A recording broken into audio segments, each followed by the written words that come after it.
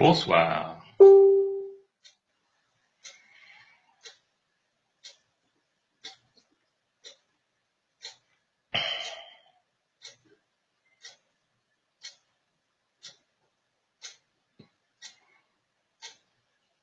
Bonsoir à tous. Nous allons bientôt commencer cette présentation. Je vais attendre un petit peu que du monde arrive.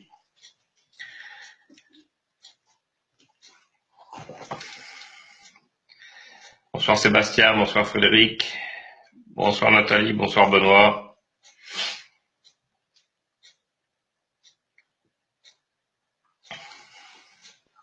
Bonsoir Elara. Nat.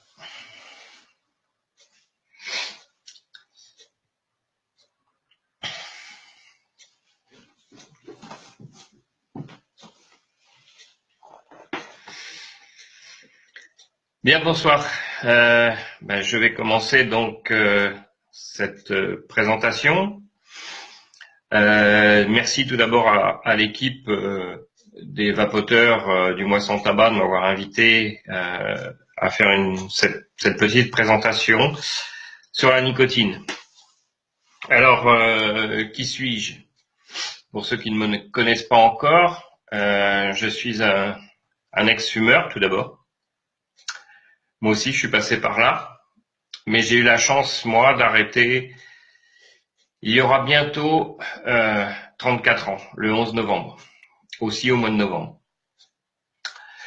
Je suis scientifique de formation, spécialisé dans les addictions. Je suis tabacologue. Et donc, je travaille en fait sur la nicotine depuis 34 ans. J'ai commencé en fait, je suis tombé dedans tout petit. J'ai commencé à étudier la nicotine pour une thèse de sciences juste après avoir arrêté de fumer. Certains diront qu'il n'y a pas de hasard dans la vie. Bonsoir tout le monde. Donc voilà. Le but de ma présence ici, c'est tout d'abord de rassurer tous les fumeurs qui sont présents déjà sur ce groupe, avant même que l'opération Moi sans tabac ne débute réellement. Il y a déjà beaucoup de monde inscrit. On a à peu près autant de fumeurs que d'ex-fumeurs, beaucoup de vapoteurs bien évidemment, qui sont là pour vous aider. Et donc le but de cette petite présentation, c'est de vous rassurer sur la nicotine. Il faut savoir que la nicotine, c'est un outil et qu'il faut savoir s'en servir. J'aurai l'occasion d'y revenir. La nicotine, c'est pas le problème. La nicotine n'est pas dangereuse en soi, aux doses, qu'un fumeur ou qu'un vapoteur ou qu'une personne qui utilise des substituts nicotiniques utilise. Le problème du tabagisme, c'est la fumée, c'est la combustion, c'est le fait de brûler un végétal. C'est même pas le tabac en soi.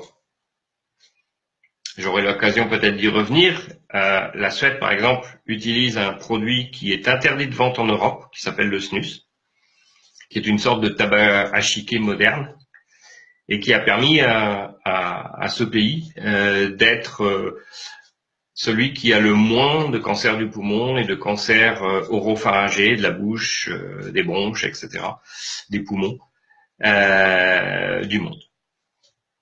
Donc c'est pas le tabac en soi, c'est le fait de brûler un végétal. Comme j'ai souvent l'habitude de le dire, on pourrait fumer de la salade séchée, on aurait exactement les mêmes toxiques.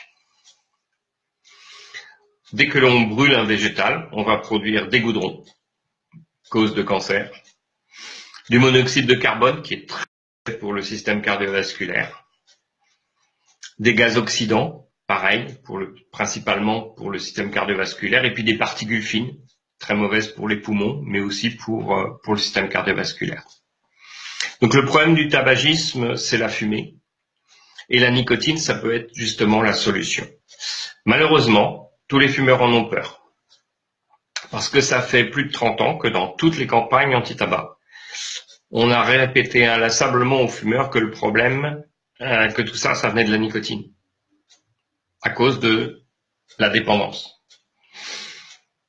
Ce qu'il faut comprendre, c'est que la nicotine en soi n'est pas dangereuse, qu'en gros, elle a les mêmes propriétés que la caféine, c'est avant tout un stimulant, et que donc, c'est elle qui va nous aider justement à arrêter de fumer.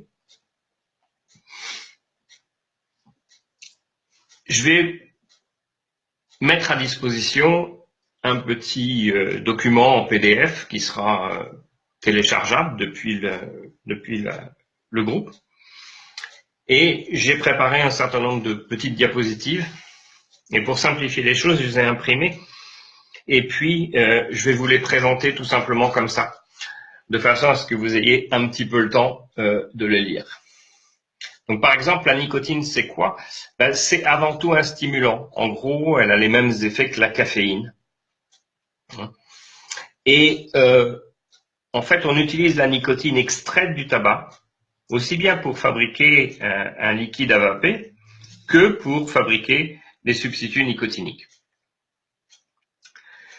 Donc, en soi, la nicotine n'est pas dangereuse. Elle va avoir un effet psychostimulant, comme la caféine. Elle va permettre de focaliser son attention, elle va permettre de réguler son humeur. Et elle agit un peu partout dans l'organisme, en fait. On a des récepteurs à la nicotine partout, dans le cerveau, bien sûr, mais on en a aussi dans les poumons, sur le système digestif, etc. Les récepteurs nicotiniques sont naturels. On a dans notre organisme un neurotransmetteur qu'on appelle l'acétylcholine qui agit sur ces récepteurs-là. Et il se trouve que la nicotine agit sur les mêmes récepteurs. Donc c'est comme ça que l'homme a rencontré finalement la nicotine dans la nature.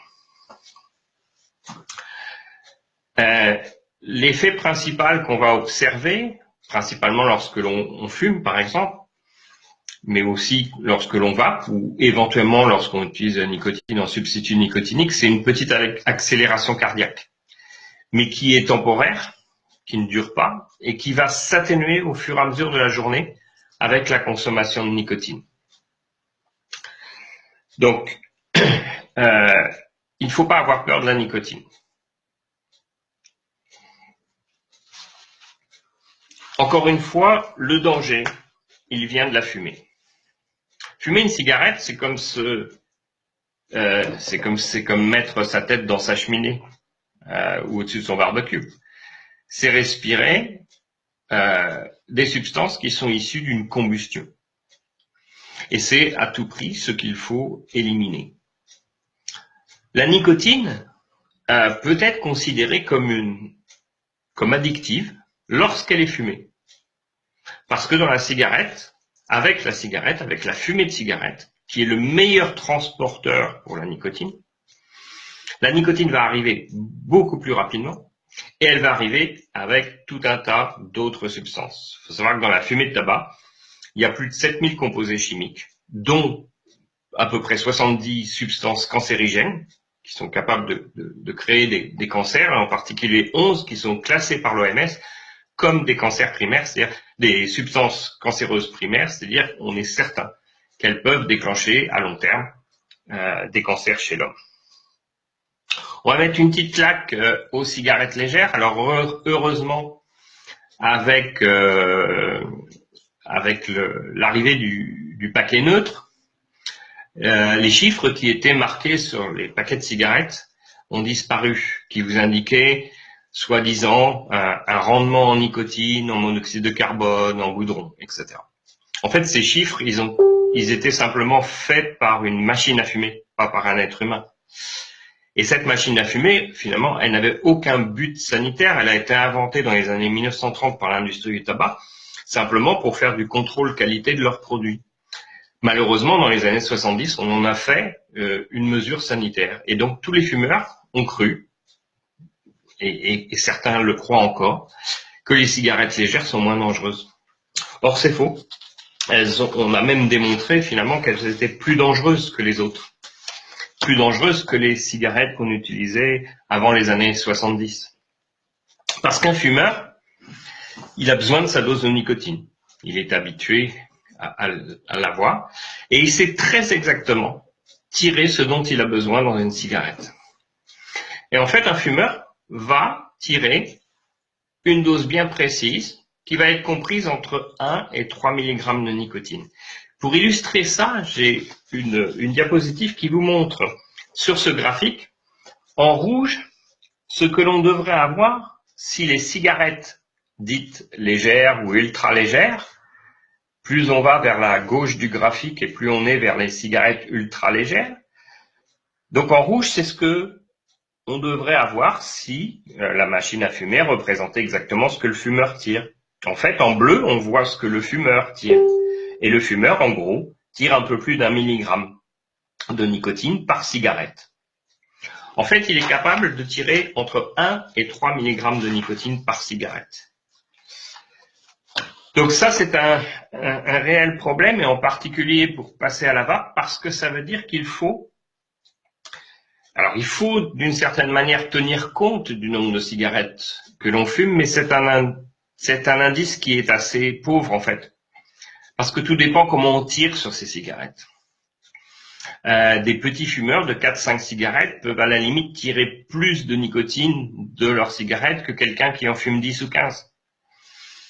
Donc c'est quelque chose qu'il va falloir prendre en compte au moment de l'arrêt du tabac. Et donc il va falloir utiliser des doses de nicotine suffisantes pour ne pas souffrir. L'avantage de la vape, et j'ai bien évidemment connu l'époque avant la vape, on peut très bien arrêter avec des substituts nicotiniques, mais là encore, on ne peut le faire que si on se dose correctement. Ce que les tabacologues ont compris et ont pu utiliser en associant plusieurs produits entre eux. Par exemple, des patchs avec des gommes, avec un inhaleur, etc. De façon à ce que le fumeur ait la dose dont il ait besoin.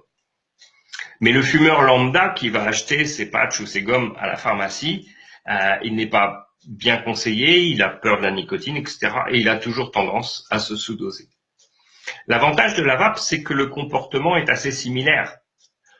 On tire sur sa cigarette électronique, ou son vaporisateur personnel, comme je préfère l'appeler, pour obtenir une dose de nicotine. Et si le liquide sur lequel que l'on utilise est suffisamment dosé, on va pouvoir arriver à satiété, faire en sorte de ne plus avoir envie de fumer.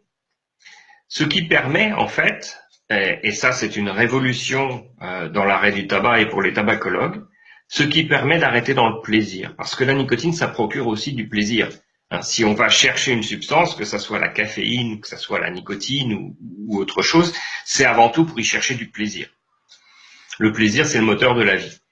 Et arrêter dans le plaisir, c'est quand même bien plus agréable que d'arrêter dans la souffrance. Donc, il ne faudra pas avoir peur d'utiliser cette nicotine. Une autre diapositive que vous verrez dans le petit document vous montre clairement que lorsqu'on apporte à un fumeur de la nicotine, et si on le laisse continuer à fumer, il va moins tirer sur ses cigarettes. On a fait ça avec des patchs, par exemple. À l'époque, on voulait utiliser les patchs pour aider les fumeurs à réduire progressivement leur consommation. Cette étude a permis de montrer que lorsque l'on mettait jusqu'à 3 patchs actifs au plus fort dosage chez un fumeur, des très gros fumeurs qui étaient au-delà de 30 cigarettes par jour, on s'apercevait qu'ils tiraient moins sur chacune de leurs cigarettes. Ils obtenaient moins de nicotine et surtout, du coup, s'exposaient moins au monoxyde de carbone. Et ça, c'est le principal danger du tabagisme, en tout cas celui qui est à plus court terme. C'est le problème du monoxyde de carbone qui prend la place de l'oxygène dans le sang et qui prive tous vos organes d'oxygénation. Le gros avantage de la vape aussi, alors ça c'est aussi un progrès important, c'est que comme on peut doser très facilement sa nicotine de la même manière qu'on peut le faire avec sa cigarette, eh bien on va contrôler ses envies. Or, l'envie de fumer est très proche du ressenti de la faim.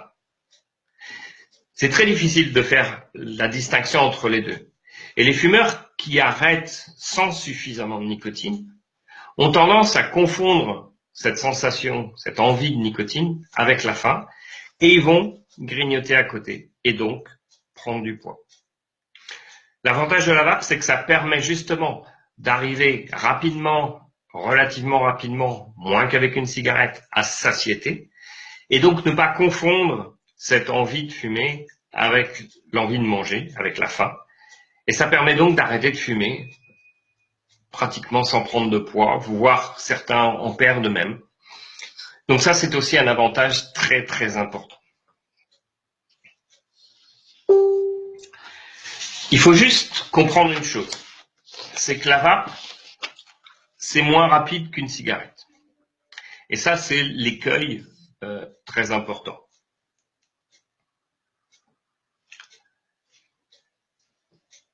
L'écueil très important, qui est que ce qu'on obtient en 5 minutes avec une cigarette, il va falloir 30 à 45 minutes pour l'obtenir avec la vape.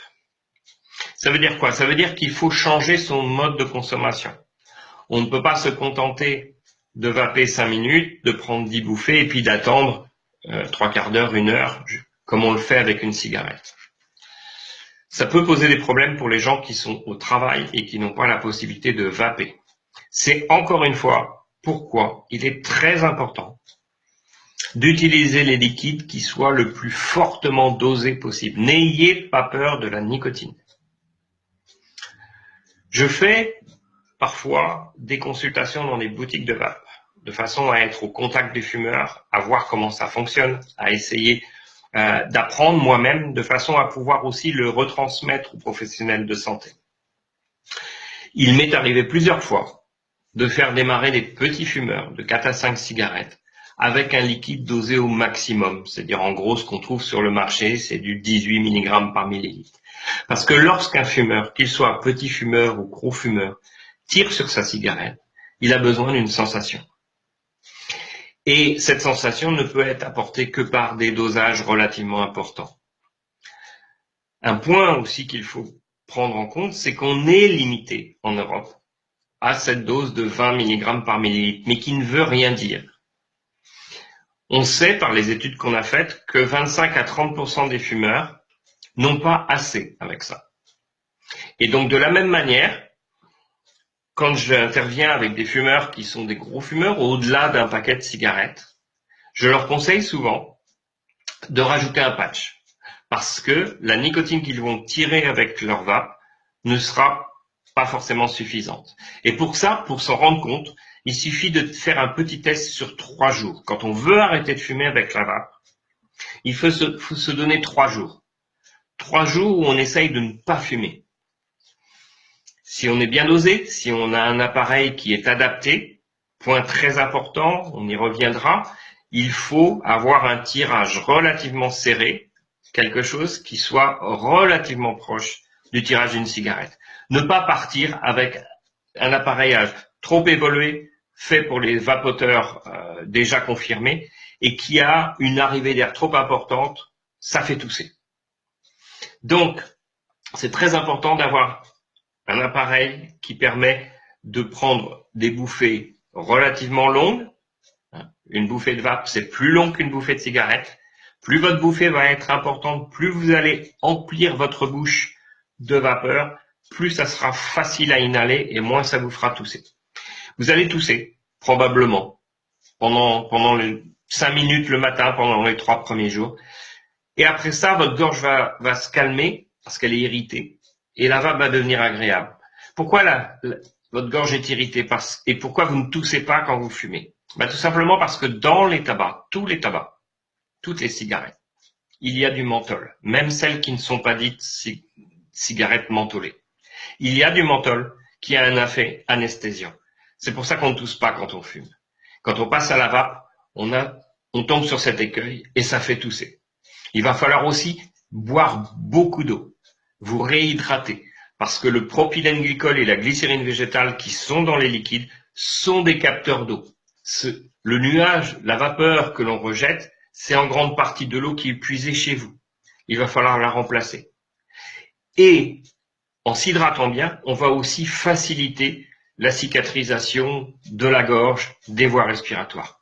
Donc, il faut boire beaucoup, il faut prendre des bouffées importantes et prendre le taux le plus haut que vous pouvez. C'est vraiment primordial. Et ces 3 jours-là vont vous déterminer comment va se passer la suite. S'il y a besoin, on pourra rajouter un patch en plus. Si ça se passe bien, eh bien, tant mieux. Et si vous tenez 3 jours, bah pourquoi pas 4, 5, etc. Donc le passage à la vape, il peut être très rapide.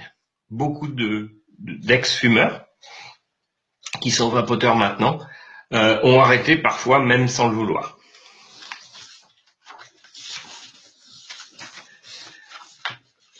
Je voudrais finir sur les problèmes souvent abordés aussi.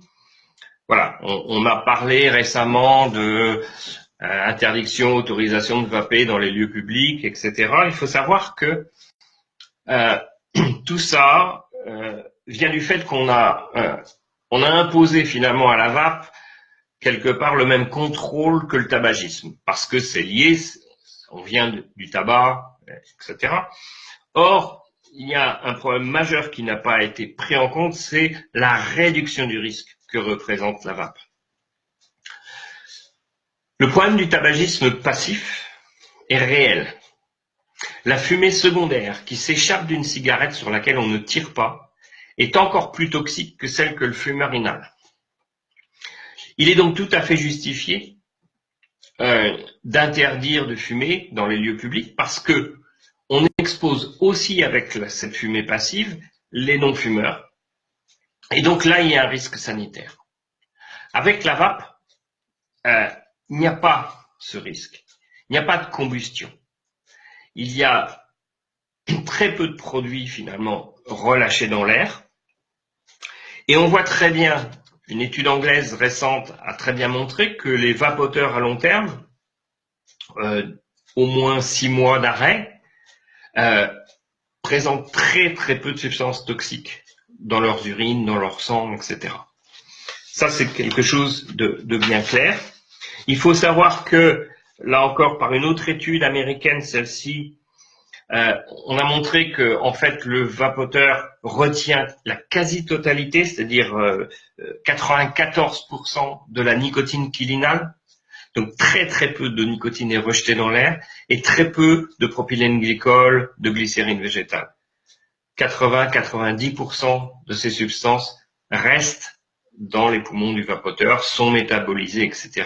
Il n'y a pas de souci.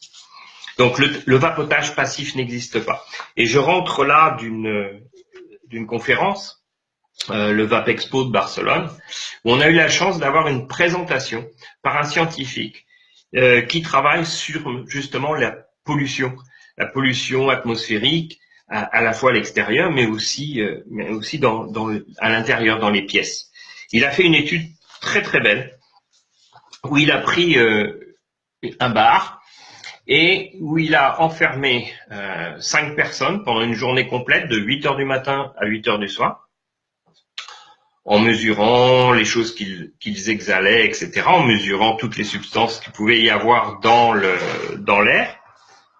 Et puis, un autre jour, la même chose avec ces 5 personnes, plus 5 vapoteurs. Toujours pendant 8 heures par jour, et en faisant des mesures.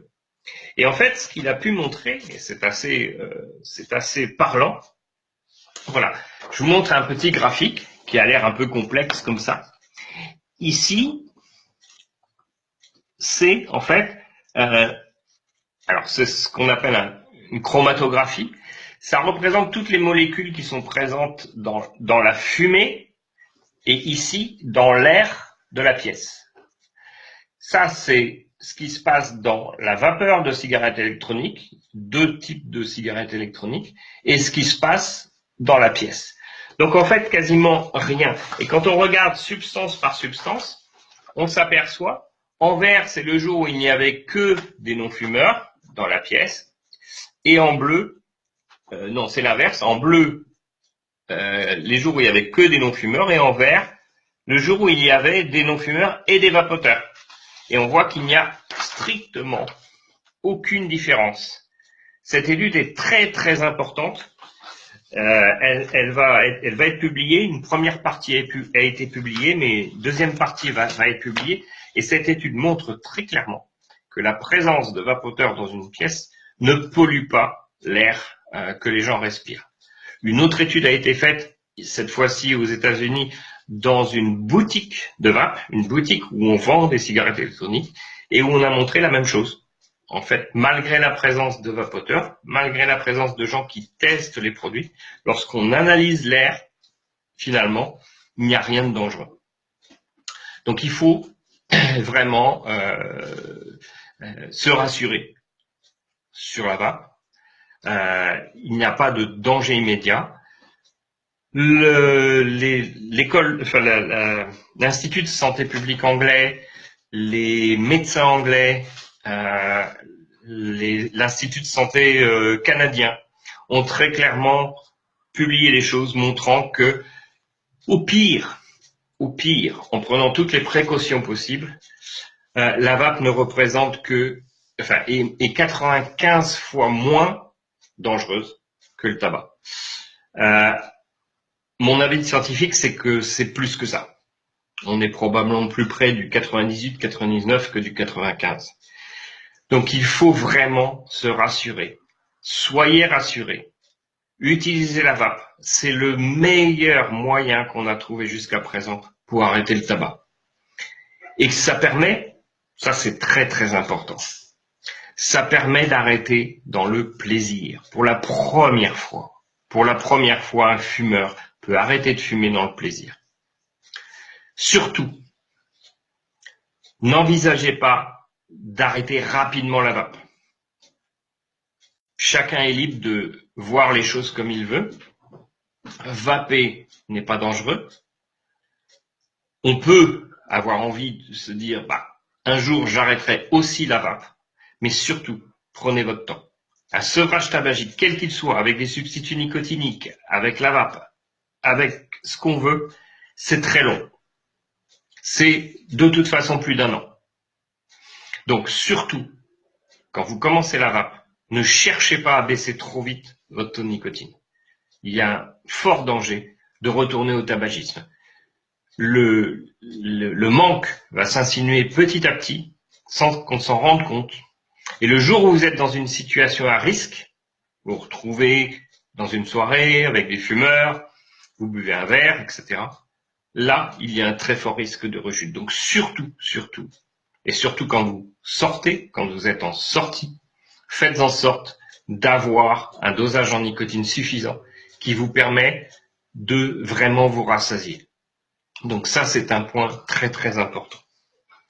Voilà, je pense que j'ai fait à peu près le tour de la question. En tout cas, pour ma part, pour la présentation que je vous ai faite. Maintenant, je suis tout à fait prêt, bien sûr, à répondre à des questions précises. Voilà, on va faire en sorte de résumer les questions qu'on voit défiler dans les commentaires. Et puis, je vais répondre à ces questions. Alors, je vois une question, par exemple, sur la BPCO. La BPCO, c'est une maladie pulmonaire, en gros, ce qu'on appelle l'emphysème, etc. Tout ce qui touche aux maladies qui sont liées au tabac, le simple fait d'arrêter de fumer est bénéfique. La vape ne va absolument avoir aucun effet. Par contre, pour quelqu'un qui a une BPCO, effectivement, ça va être un petit peu plus difficile de se mettre à la vape. Parce que, on a une gorge plus irritée, on a des problèmes respiratoires, et donc il va falloir s'accrocher un tout petit peu plus. Mais surtout, n'hésitez pas à bien vous doser quand même en nicotine. D'autant plus que si vous avez une BPCO, c'est que vous êtes probablement un gros fumeur ou une grosse fumeuse avec des antécédents tabagiques assez longs. Et donc, il va vraiment falloir vous utiliser la nicotine au maximum.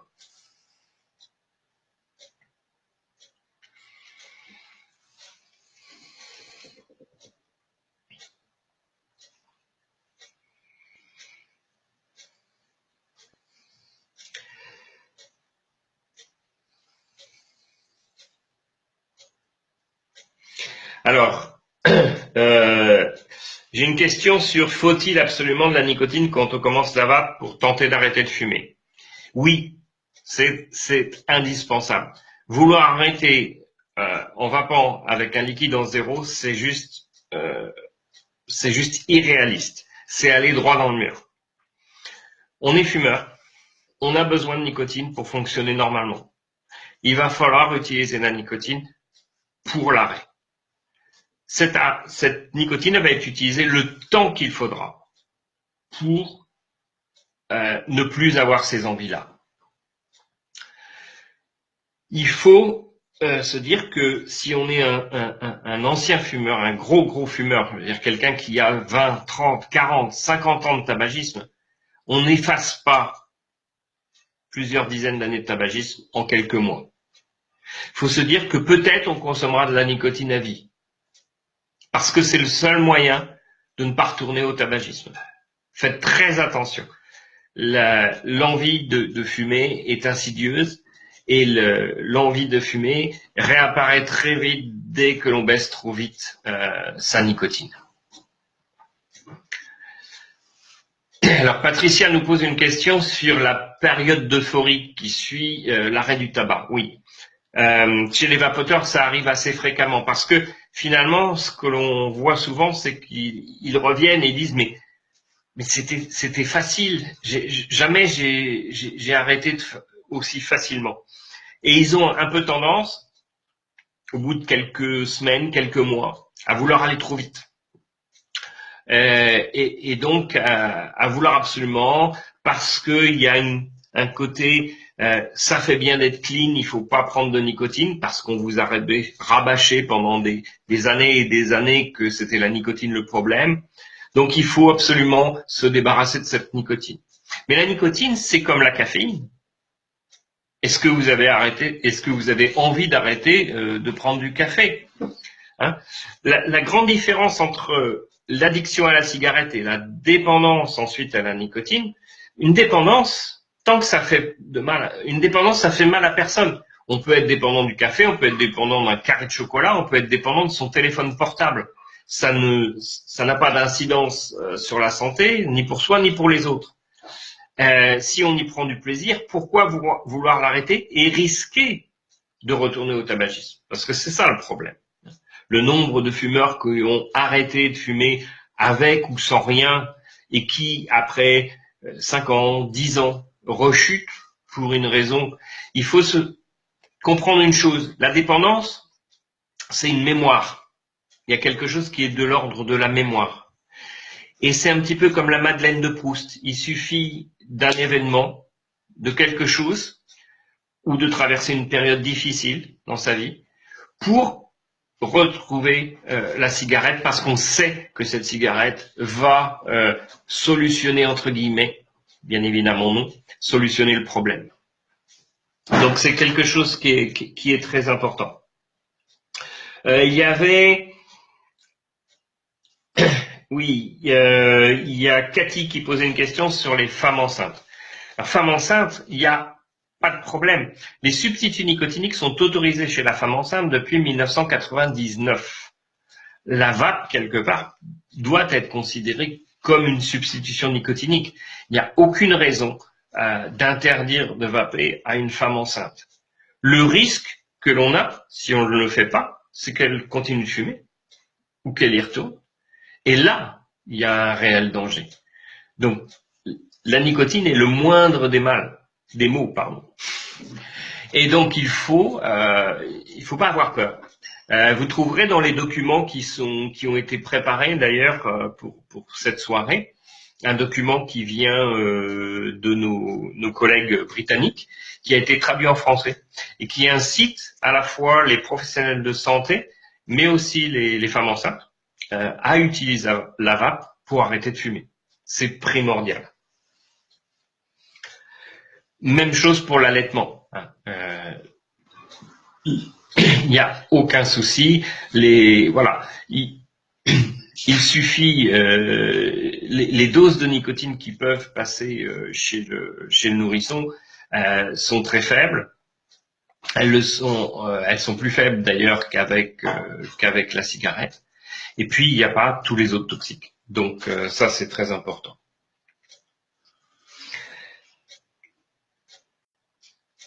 Alors d'où vient quelqu'un pose la question, d'où vient la nicotine dans les liquides? Je l'ai dit au début, hein, la nicotine des liquides à vaper, comme la nicotine des substituts nicotiniques, est tout simplement extraite du tabac. La nicotine, c'est une molécule.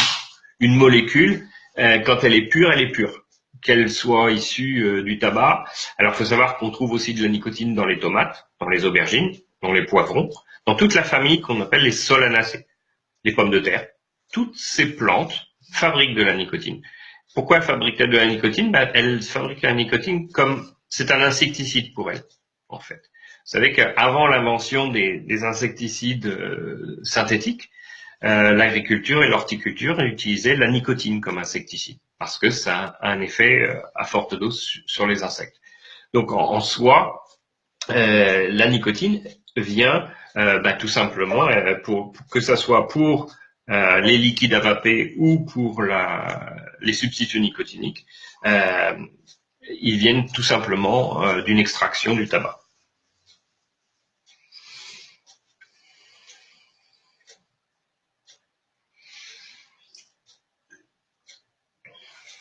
Est-ce qu'il y a...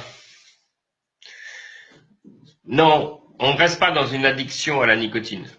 Sébastien a transmis une question. On ne reste pas dans une addiction. On devient, c'est ce que je dis tout à l'heure, on devient dépendant. On reste dépendant. On peut considérer la dépendance à la nicotine avec la cigarette comme une addiction parce qu'il y a des effets délétères à long terme. Mais utiliser une substance qui crée une dépendance, comme la caféine, comme boire du café, boire du thé, manger du chocolat, etc. Tout ça, ça crée du plaisir. Ce sont des substances qui vont créer une dépendance, mais si une dépendance ne provoque pas de problème de santé à moyen, à court, moyen ou long terme, et d'autant plus pour les autres, ça n'est pas un problème en soi. Et de toute façon, un fumeur est dépendant à la nicotine.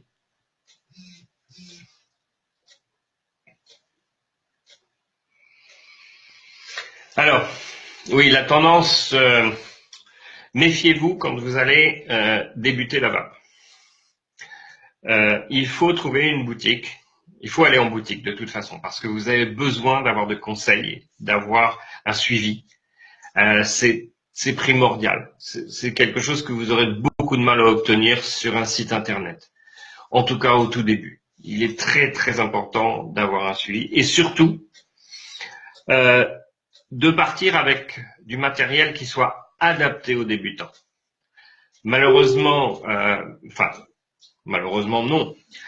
Les vapoteurs évoluent et au fur et à mesure ont tendance à utiliser des systèmes qui délivrent plus de vapeur, qui sont beaucoup plus aériens. Il y a beaucoup plus d'air qui rentre, etc. Ce qu'un primo-accédant a du mal à supporter, ça le fait tousser. Une fois qu'on a passé cette période où la gorge est irritée, etc., ça devient plus agréable. On peut ou pas aller vers ce genre de système. Absolument à éviter pour un débutant. Un débutant ne doit pas vaper en gros à plus de 10-15 watts. C'est très exceptionnel qu'on ait un fumeur qui puisse partir sur des systèmes évolués, où là, on va utiliser des puissances beaucoup plus élevées, des résistances plus basses. Plus votre résistance est basse dans votre atomiseur, en valeur en ohm, plus elle est basse, plus il faut envoyer de la puissance pour la faire chauffer. Et plus ça produit de vapeur. Ce type de vape n'est pas adapté pour la très très très grande majorité des... Donc il faut vraiment partir sur des choses simples et par contre avec des taux élevés de nicotine. Ces systèmes qui sont évolués, qui produisent beaucoup de vapeur avec une grosse entrée d'air, font que les gens sont obligés de baisser leur taux de nicotine, sinon c'est trop irritant. Donc ça, c'est un point important pour démarrer. Il faut pouvoir démarrer avec des taux élevés de nicotine. N'ayez pas peur de la nicotine.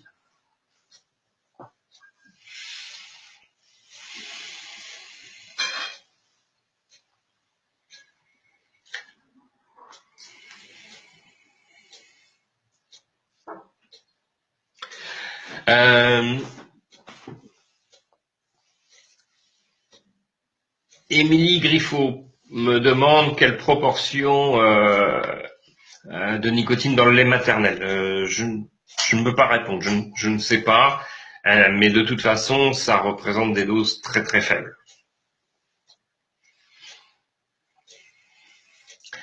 Laurent qui pose la question, je fume un paquet par jour, est-ce que 3 ou 6 mg c'est suffisant pour arrêter de fumer? Non, c'est clair. C'est juste impossible. 3 à 6 mg, c'est ce qu'un fumeur peut tirer avec 2 cigarettes.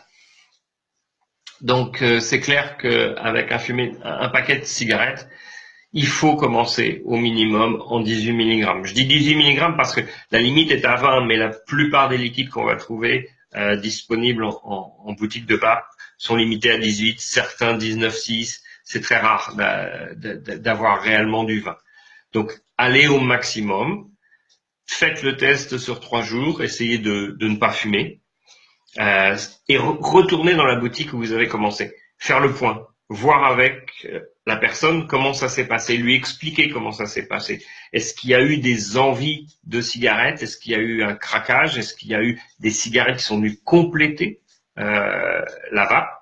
Alors ça peut être soit parce que vous n'avez pas assez vapé, il va falloir prendre en compte que la vitesse d'absorption de la nicotine est plus lente, donc il faut vaper régulièrement au cours de la journée. Donc les gens qui vont vous dire oui, mais tu l'as tout le temps à la main, tout le temps à la bouche, tu tires tout le temps dessus, etc. En fait, t'as pas arrêté de fumer. Non, ça n'a rien à voir et c'est nécessaire. Il est indispensable de ne surtout pas attendre d'avoir envie de fumer pour vaper. Il faut vaper régulièrement au cours de la journée et de façon à ne pas avoir ce manque. Et avec malheureusement des liquides faiblement dosés, ça sera pas possible. Donc il vaut mieux vaper avec un liquide très fortement dosé, vapez moins, parce que du coup, on est satisfait plus vite, plutôt que de surconsommer avec un liquide trop faible en nicotine, mais qui va faire que finalement, ça va pas fonctionner.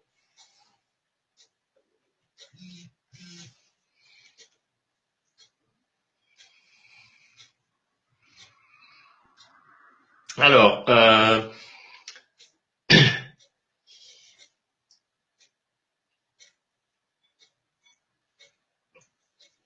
il y a Miss Telquel qui nous dit, moi la vape a tendance à me culpabiliser même si je ne fume plus. Mais il faut pas. On est dépendant du tabac. On veut s'en libérer. La vape représente une formidable occasion de le faire. Voilà, il faut l'utiliser. Il faut savoir s'en servir. Et c'est ne surtout pas culpabiliser. Arrêter de fumer, c'est extraordinaire. C'est quelque chose. Au contraire, il faut vous féliciter. Féliciter tous les jours.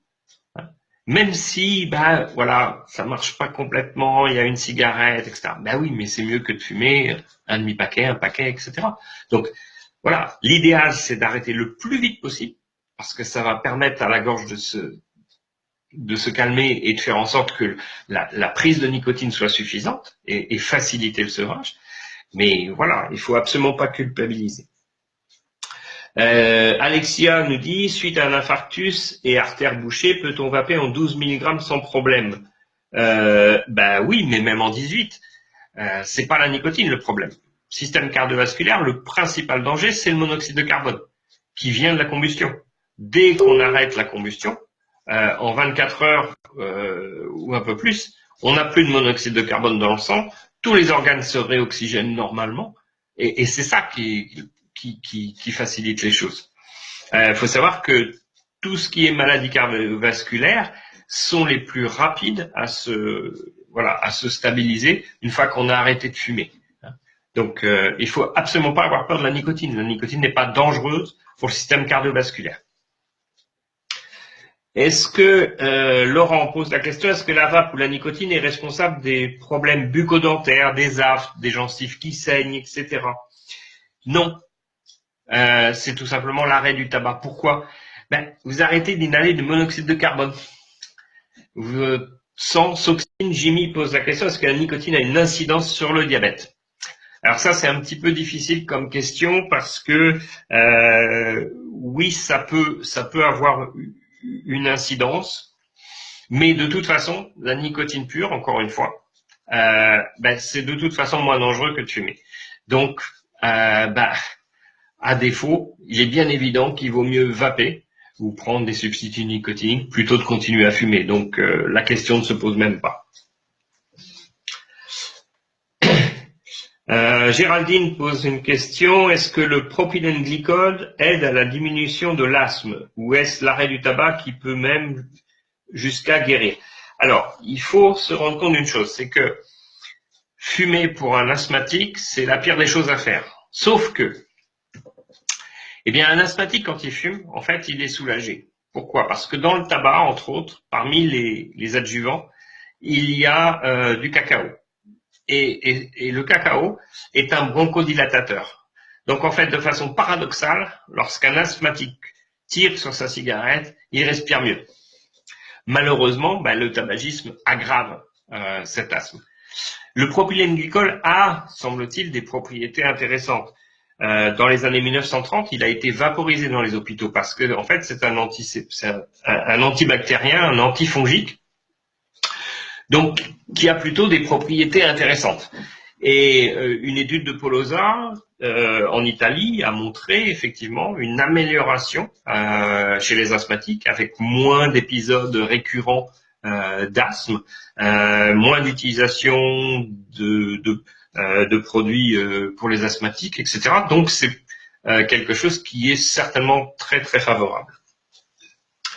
Aléran pose la question, en cas de chirurgie, doit-on arrêter de vaper? Alors ça, non.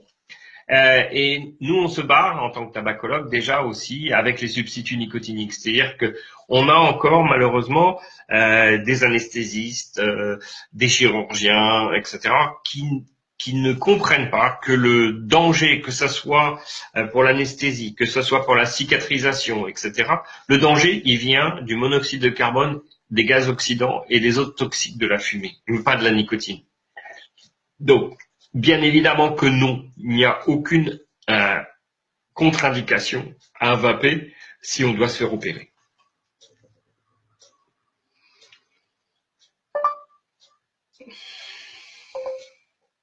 Excusez-moi, j'ai un petit souci. Voilà. Alors, Philippe pose la question, existe-t-il différentes qualités de nicotine? A priori, dans les liquides qui sont fabriqués en France, ils sont tous fabriqués avec de la nicotine que l'on appelle de grade pharmaceutique. C'est-à-dire c'est exactement la même nicotine que celle qui est utilisée pour les patchs, pour les gommes, etc. Donc, aucun souci. Tous les liquides que vous allez trouver dans les boutiques de vape sont de bonne qualité, avec de la nicotine de bonne qualité. Ça me faisait penser, ça m'a fait penser à quelque chose, mais du coup, j'ai oublié. Ça va peut-être me revenir. Alors, Louise demande à quelle fréquence recommandez-vous de diminuer la dose de nicotine contenue dans le liquide? La nicotine à haute dose n'a-t-elle vraiment aucun effet négatif sur le corps? Non, encore une fois, il n'y a pas d'effet négatif et surtout, ne vous pressez pas. On peut vaper pendant 1 an, voire 2 ans en 18 mg, si c'est nécessaire, si ça évite de retourner au tabac. Vous ne penserez à baisser votre nicotine que le jour où cette nicotine vous causera des nausées, une espèce de barre ici. C'est pas les maux de tête. Hein. Les maux de tête, ça peut venir de la déshydratation. C'est pour ça que j'ai beaucoup insisté sur le fait qu'il faut beaucoup boire. Parce que si on n'est pas suffisamment hydraté, ça cause des maux de tête. Et les maux de tête, c'est pas un surdosage de nicotine. Le surdosage de nicotine, ça n'existe pas. Le fumeur sait doser sa nicotine, le vapoteur apprend à la doser. Le surdosage n'existe pas. Donc, pourquoi? Tout simplement parce que le premier signe de surdosage, ce sont des nausées. Vous savez, quand vous avez trop fumé pendant une soirée et que là, vraiment, vous pouvez plus. Vous êtes obligé d'arrêter. Là, c'est pareil. Avec la vape, si vous arrivez à saturation, vous sentez un peu nauséeux, vous arrêtez de vaper une demi-heure et puis tout va bien. Il n'y a aucun souci.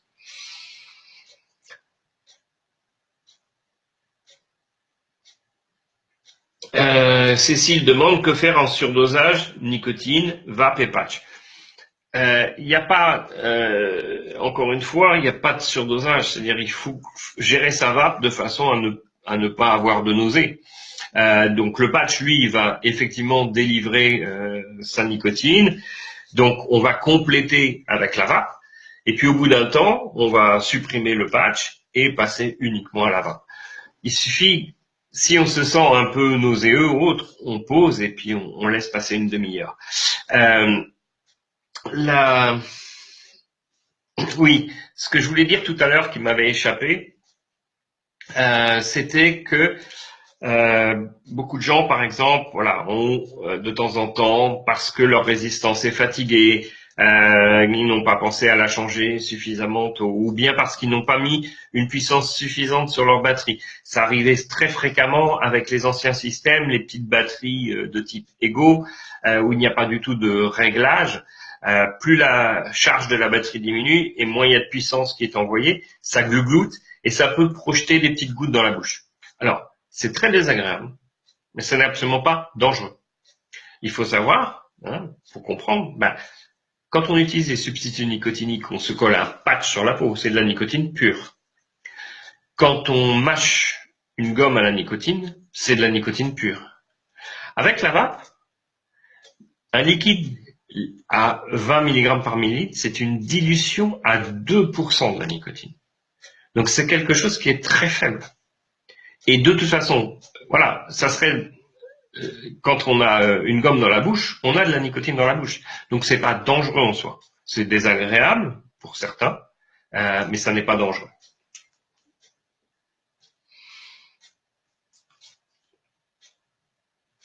Sébastien demande est-ce qu'on prend plus de nicotine en vapant qu'en fumant? Ben non, pas du tout. D'abord, on ne connaît pas bien le passage, l'absorption avec la vape par rapport à la cigarette. Mais en tout état de cause, c'est pas parce qu'on vape régulièrement qu'on prend plus de nicotine. Non, un fumeur sait doser sa nicotine. Donc il va prendre exactement ce dont il a besoin. Et l'envie de vaper, elle devient naturelle, comme exactement l'envie de fumer. Si voilà, vous avez fumé votre dernière cigarette il y a 1 heure et là, voilà, c'est le moment de fumer, c'est juste un signal qui vous dit il me manque de la nicotine. Ça va être exactement la même chose avec la vape.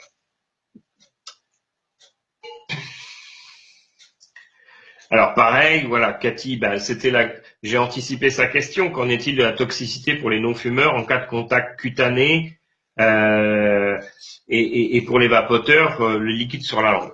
Alors voilà, pour même un non-fumeur qui viendrait en contact avec du liquide à vaper sur la peau, encore une fois, il s'agit au maximum d'une solution à 2% de nicotine. C'est très très faible. Voilà, ça arrive, on va se laver les mains et puis c'est tout, il n'y a pas aucun danger.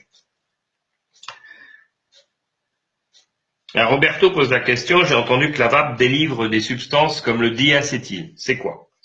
Alors le diacétyl, en fait, ce sont des composés aromatiques qui permettent de faire des saveurs de type un peu beurré, qu'on va retrouver dans ce qu'on appelle les liquides custard, les choses comme ça, des choses un peu gourmandes. Il faut savoir que du diacétyl, on va en trouver des traces dans certains liquides. C'est pas dangereux en soi aux doses qu'on va inhaler avec la vape. Il y a eu un cas de maladie aux États-Unis qui était dû au diacétyl, qui était la pneumonie lipoïde.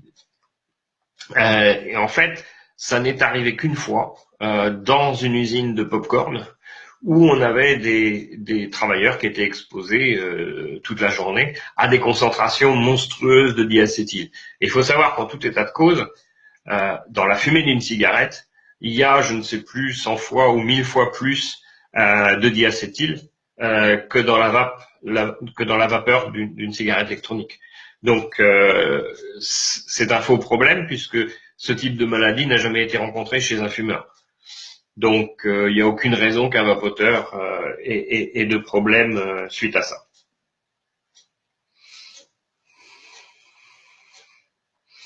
Connaît-on, Émilie et Miss Telquel posent la question, connaît-on les effets de la vape en cas de tumeur ou pré-tumeur dans la gorge, corde vocale, larynx, etc. Mais encore une fois, il n'y a aucun souci de ce côté-ci, puisque les substances cancérigènes sont présentes dans la fumée, mais pas dans la vape. Dans la vapeur, on va retrouver quelques traces, mais infimes, de substances qui peuvent être reconnues comme cancérigènes, mais à forte dose, pas des doses qui sont des traces. Hein. On a l'habitude de dire c'est la dose qui fait le poison. Hein. On respire tous les jours du formaldéhyde dans les maisons. Parce que il y en a dans les moquettes, il y en a dans les meubles, etc. On est exposé à des taux de formaldéhyde dans les maisons qui sont parfois supérieurs à ce qu'un vapoteur peut vapoter dans sa journée.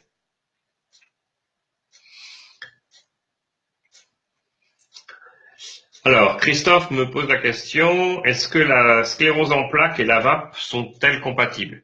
Ben oui, de toute façon, il n'y a aucune condition médicale où on puisse contre-indiquer la nicotine. D'autant plus si c'est pour arrêter de fumer. Donc, voilà, quelle que soit la condition médicale dont quelqu'un peut souffrir, le fait d'arrêter de fumer ne peut de toute façon qu'améliorer les choses. Et c'est pas la nicotine qui sera responsable de quoi que ce soit.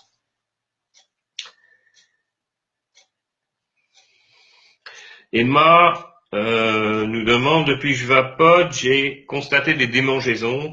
On m'a parlé d'allergie au propylène glycol. Existe-t-il une alternative au propylène?